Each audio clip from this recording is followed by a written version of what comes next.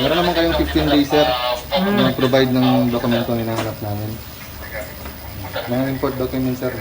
Sige po. Acknowledge lang ako, sir. Bibigyan kita ng copy, ha? Ito ang naging tagpo sa pagitan ng mga kawani ng Bureau of Customs at National Bureau of Investigation o NBI at ng mga kawani ni Car Exchange Director Raymond Ronquillo nitong Huwebes, October 21. Binisita kasi ng mga otoridad ang dalawang warehouse at showroom ni Ronquillo sa Quezon City at sa bayan ng San Simon sa Pampanga.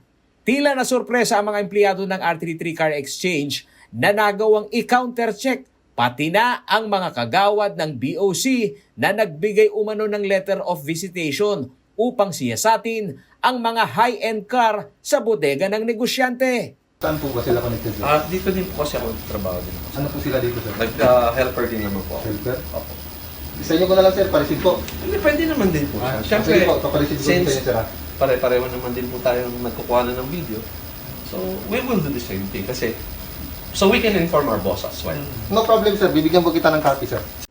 Sa panayam ng CLTV News sa tagapagsalita ng Bureau of Customs na si Jet Maronilla, umaakto lamang sila sa intelligence report upang matiyak kung lehitimong may mga dokumento ang maraming high-end cars na nakaimbak sa showroom ni Ronquillo.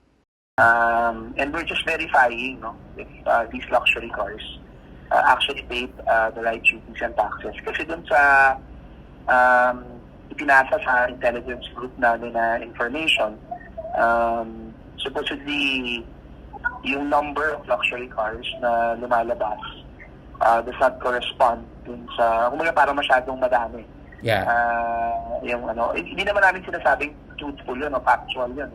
But of course, to be prudent about it, nag-utos lang naman si Commissioner na ano lang, simpleng tingnan lang yung itong lugar na to kasi nga may report sa amin that openly they're selling luxury vehicles. We have no conclusion yet. Ayon kay Maronilla, base sa spot report ng BOC, naglalaro sa 500 milyon hanggang 1.5 billion pesos ang rough estimate sa halaga ng mga supercar na kanilang siniyasat na nasa kustodiya ng R33 Car Exchange. Ang nakuha ko lang na spot report is that approximately ang cruise approximation pa lang nila is about 500 million to about 1.5 billion of luxury vehicles. Binigyan umano ng 15 araw si Ronquillo na ipakita ang customs clearance ng mga ito at ilang requisitos sa Land Transportation Office o LTO bago maging clear. Habang idinipensa naman anya ni Ronquillo na ang mga sasakyang nakita ng BOC ay consignment lamang. I think the one that needs to explain to us and has to coordinate with Mr. Ronquillo are the real owners of these cars that has consigned these cars to him for him to sell them. Yun ang statement niya na initial statement niya sa team namin, no, that these are all for consignment. Bahagi din umano ng joint investigation ng BOC at NBI ang usapin ng conspiracy sakaling mapatunayan na sangkot ang naturang negosyante sa pagpuslit ng mga high-end cars sa kanyang bodega. We'll look into the necessary due diligence that he did, no, to make sure that these are not illegally acquired items, no, or smuggled items. Ang primary liability naman yan usually would go to the consignees and the importers. Unless we can prove that there's a conspiracy that Mr. Ronquillo knows that these are smuggled items.